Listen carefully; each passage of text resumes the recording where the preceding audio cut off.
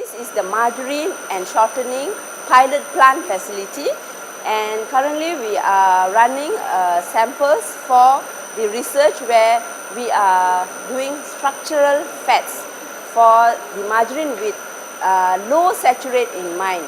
And these margarines will be 30% and below of saturated fats in the final product, which is a requirement by the World Health Organization.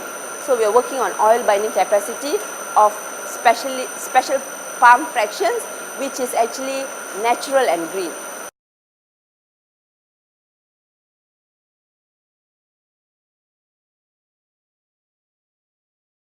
Here we have two mixers, one that's mixing liquid oils and one that's mixing a special blend of stearins. And these materials get blended together and then they pass through this very special pilot production plant where they get physically altered.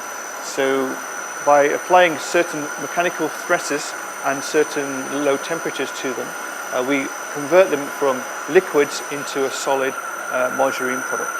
And this particular pilot plant is a very special one because it replicates the commercial conditions that are available in the market, so that the parameters that we're developing here can be transferred to industrial scale production.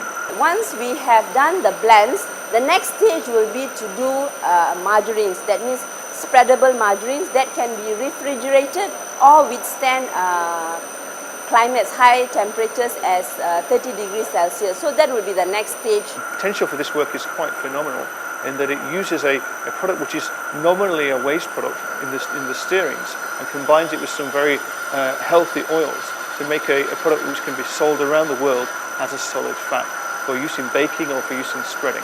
The findings from the research that we did with Nottingham, we have already presented in AOCS in USA during the conference and in Eurofat lipids in Europe. So it has been very beneficial and people did receive it rather well, and they found the results rather interesting and that they could use the results in their own commercial production in Europe and in US. And it also opens door for us to do exports into these countries with this special selection of byproducts.